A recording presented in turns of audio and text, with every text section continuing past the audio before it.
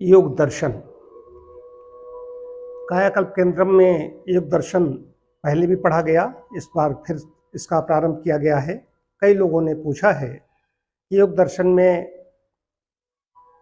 कौन सी पुस्तक पढ़ते हो। तो यहाँ पर तो योग दर्शन में मैं स्वामी सत्यपति परिव्राजक हैं, इनका ये इस वानप्रस्थ साधक आश्रम प्रकाशक है इसका। ये मैंने पुस्तकें दिल्ली से मंगाई थी, तो मूल्य भी बहुत कम है, इस पर लागत भी 160 बताया मैंने। तो 5 साढ़े 5 हज़ार का साहित्य इकट्ठा मंगाया था, सभी शास्त्र मंगाए थे, उसमें आते हैं। बड़ी सस्ती पुस्तक है। अब बहुत अच्छा उन्होंने व्यास भाष्य जो है संस्कृत में है, तो उसका हिंदी में अर्थ तो है ही है। इसके बाद उन्होंने और अपनी अच्छी विवेचना की है जो सहज में उसको समझ सके। व्यास भाष्य क्लिष्ट है, क्योंकि व्यास भाष्य है संस्कृत में है, वो तो वैसे ही उसका हिंदी में ही जो अनुवाद किया जाएगा तो हिंदी भी वैसे ही क्लिष्ट होगी। इसमें बहुत ही सरल शब्दों में समझाया है। मैंने तो वैसे पहली बार भी इसको जो पढ़ा था तभी अच्छा लगा था। अब इस समय मैं पढ़ भी रहा हूँ और लोगों को वाचन भी कर रहा हूँ, पढ़ा रहा हूँ। 4 पादों में विभक्त है योग दर्शन। महर्षि पतंजल की योग साधना है। तो महर्षि पतंजल की योग साधना करने से पहले महर्षि पतंजल स्तुति आवश्यक है। महर्षि पतंजल स्तुति इसलिए आवश्यक है कि हम कृतज्ञता ज्ञापित करते हैं, उनको नमन करते हैं। ये है, उनकी आत्मा तो मोक्ष में होगी या कहाँ होगी वो अलग विषय है। महर्षि पतंजल जिसने एक योग दर्शन लिखा, सूत्रबद्ध किया इनको, तो निसंदेह उसमें मोक्ष में होंगे। तो स्तुति नहीं करते हैं तो कृतज्ञता ज्ञापित करनी चाहिए पहले, जिसने हमें इतना सूत्रबद्ध करके ऐसा दर्शन दिया।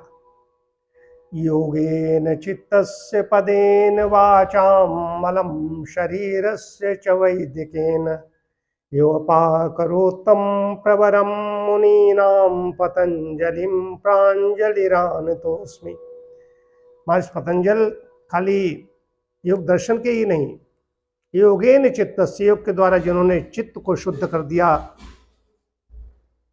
पदेन वाचाम, वाणी को व्याकरण के द्वारा शुद्ध किया, व्याकरण के भी बड़े आचार्य हैं वो, और शरीर को वैदिक शास्त्र के द्वारा शुद्ध कर दिया, निर्मल कर दिया, संशोधित कर दिया। ऐसे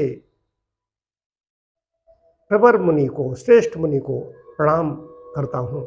ये है योग दर्शन। समाधिपाद से शुरू होता है। 4 पाद हैं इसके, समाधिपाद, साधनपाद, विभूतपाद और कैवल्यपाद। इसमें सूत्र हैं अलग अलग सभी के। पहले सूत्र में 51 है, 51 सूत्र हैं समाधिपाद में, साधनपाद में 55 हैं, विभूतपाद में 55 हैं और कैवल्यपाद में 34 सूत्र हैं, 195 सूत्र हैं।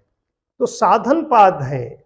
अब योग जो कर रहे हैं, अब कहते हैं सब लोग कहते हैं मैं योग कर रहा हूँ, योग कर रहा हूँ, योग कर रहा हूँ, तो योग का मतलब यौगिक व्यायाम कर रहे हो, योग नहीं कर रहे हो। योग क्या है? जो 4 पादों में विभक्त है।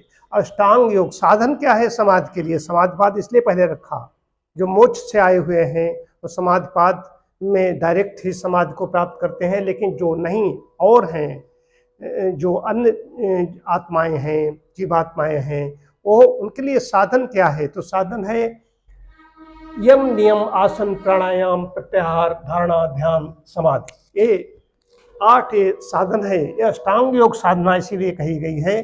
फिर यम क्या है? हिंसा, सत्यस्ते, ब्रह्मचर्य, परिग्रह, यमाः, शौच, संतोष, तप, स्वाध्याय, ईश्वर प्रणिधान, नियमाः। ये नियम का पालन बहुत जरूरी है।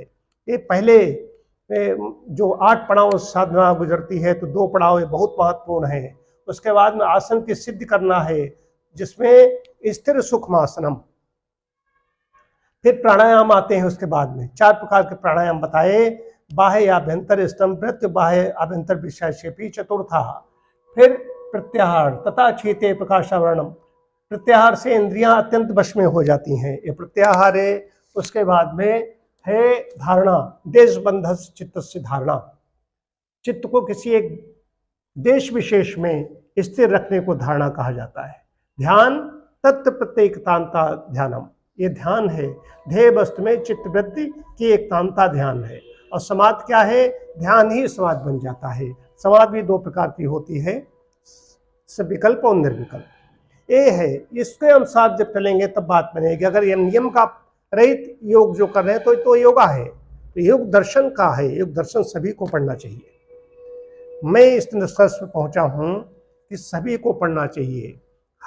जो योग के साधक हैं अगर योग दर्शन पढ़ेंगे तो ठीक ठीक उनको आनंद मिलेगा।